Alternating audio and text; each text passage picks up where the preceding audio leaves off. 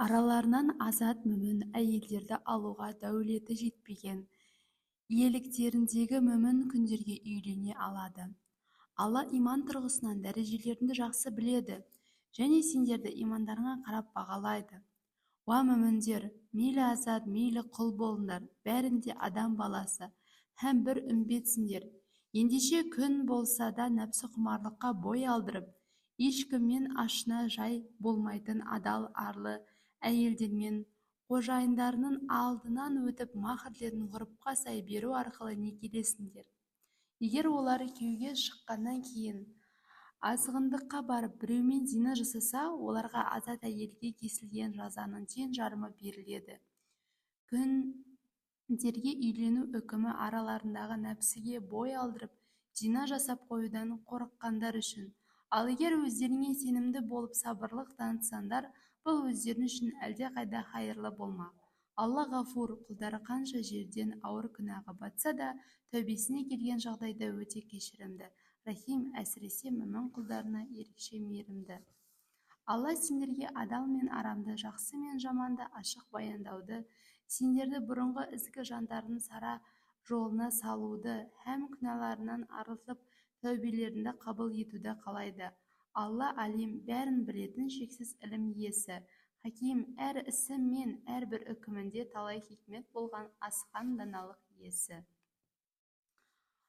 Алла адал мен арамды, жақсы мен жаманды ашық көрсетіп, сендерді күнә атаулыдан арылту арқылы тәубелеріңді қабыл алуды қалайды. Ал нәпсіге еріп, әйел шен-шекпен, атақ абырой, мал дүние сынды нәпсі құмарлықтарының соңына түскендер болса, сендердің тура жолдан мүлдем тайып, құрдымға құлағандарыңды қалайды. Алла сендердің жүректеріңді, яғни сендер үшін дінді жеңілдеткісі келеді, өйткені адам баласы өте әлсіз болып жаратылған, яғни осал тұстары өте көп. Сондықтан да ол Алланың қолдауынсыз нәпсіге азғырушы шайтанға өз бетімен төтеп бере алмайды. Уа иман келтіргендер, бір-бірінің мал дүниелерінде арам жолмен жемеңдер, ал өзара келісіп ризашылықпен жасаған сауда-саттықтың жөні бөлек. Сондай-ақ бір-біріңді өлтірмеңдер, шүбәсіз Алла сендерге өте мейірімді. Кімде-кім осы айтылғандарды қасқана істеп шектен шығып, өзіне һәм өзгелерге қиянат жасайтын болса, біз оны шыжғырып азаптау үшін қуатын Алладан өзге ешкім білмейтін алапат отқа тастаймыз. Бұл Аллаға бұйым емес. Уа мүміндер, тыйым салынған ауыр күнәлардан бойды аулақ ұстаңдар да, сонда өзге күнә қателіктеріңді жасырып кешеміз, һәм сендерді сый-құрметке толық керемет мекенге жайғастырамыз. Сондай-ақ Алланың кейбіріне басқаларға қарағанда молынан берген байлық, атақ абырой, мансап, сұлулық сынды дүниелік нәрселерге аңсарларын аумасын. Біреудің несібесіне қызығамын деп күншілдік дертіне шалдығып, Алланың жазғанына қарсы келіп жүрмеңдер. Ер адамдардың істеген ісіне еткен еңбегіне қарай олар сыбағасы, сауабы немесе күнәсі болғанындай, әйелдердің де істеген ісіне еткен еңбегіне қарай олар сыбағасы, сауабы немесе күнәсі бар. Ендеше не тілесең де тиісінше дұға әрі адал еңбек етіп, Алланың шексіз шарапатынан тілеңдер. Шүбәсіз Алла бәрін біледі һәм әр ісін біліп істейді. Ата-ана мен өзге де жақын туыстар дүние салғаннан кейін артында қалған мұраға иелік ететін мұрагерлер тағайындадық. Сондай-ақ исламнан бұрын мұрагерлік мәселесінде ант беріп, өзара серт байласып, өздеріне мұрагер қылған адамдардың да тиісті сыбағасын береміз. Шүбәсіз Алла барлық нәрсеге, соның ішінде барлық істеріне әрі берген серттеріне куә болушы. Әйелдерді нәпақамен қамтамасыз ету, қорғау және тәрбиелеу ер адамның міндеті болғандықтан, нағыз ерлер әйелдерге басшы һәм қорған. Мұның себебі Алланың кей адамдарды кейбіреумен басқару, қорған, қамқор болысынды мәселелерінде артық әрі қабілетті етіп жаратқандығы, сондай-ақ ер адамдардың әйелдеріне махр беру һәм отбасы нәпақасын табу сынды қаржы-қаражат жауапкершілігін арқалағандығы.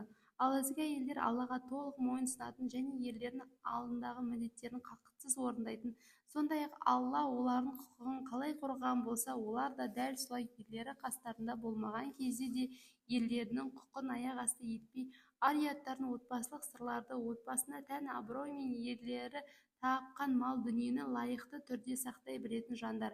Әйелдерінің қыңырлыққа бағынбай кетуінен қорықсаңдар, оларға алдымен насихат айтыңдар. Айтылған насихаттан нәтиже шықпаса, олардан бөлек жатыңдар. Сонда да қыңырлығын қоймаса, бір жеріне зақым келтіріп алмай, ақырындап ұрыңдар. Егер түзеліп мойынсұнса, оларға жамандық жасаудың жолын іздемеңдер. Әрі не болса, соны желеу етіп, оларды ренжітпеңдер. Біліп қойыңдар, Алла әли, бәрінен ұрық, кәбир, асқан һәм ұлы. Ал егер ерлі-зайыптылардың ажырасып кетуінен қорықсаңдар, ер адамның өз жұртынан бір әділ төреші, сондай-ақ әйелдің төркінінен бір әділ төреші тағайындаңдар. Бұл екеуінің ниеті оларды жырастыру болса, сөзсіз Алла тағала оларды қайта табыстырады. Шүбәсіз Алла әлем, бәрін білетін, шексіз ілім иесі, кәбир, барлық нәрсеге толық хабардар болушы. Бір Аллаға құлшылық жасап, оған еш нәрсені серік етіп қоспаңдар.